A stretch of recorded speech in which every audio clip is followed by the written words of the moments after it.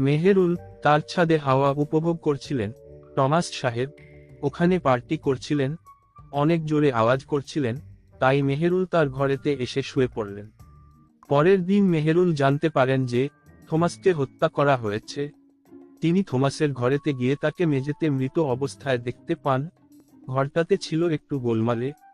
মনে হচ্ছিল mister Thomas তার হত্যাকারীর সাথে লড়াই করেছিলেন। তিনি কাল রাতের পার্টি থেকে সকল মানুষকে ডেকেছিলেন।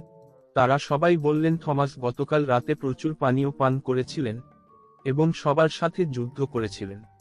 তাই আমরা সবাই চলে গিয়েছিলাম। আমরা থমাসকে হত্যা করিনি। কিন্তু এই তিনজনের মধ্যে একজন মিথ্যে বলছে। আপনি কি অনুমান করতে পারেন তিনি কে? 1, 2, 3। এই প্রশ্নটির জন্য আপনার তারে সময় রইল 10 সেকেন্ড।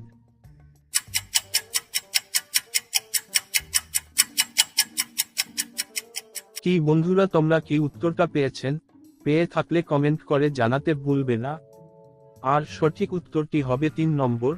কারণ তোমরা যদি একটু ভালো করে দেখো তাহলে দেখতে পাবে মিস্টার থমাসের দেয়ালে রক্ত ছিল, কিন্তু তার গায়ে কোথাও রক্ত ছিল না।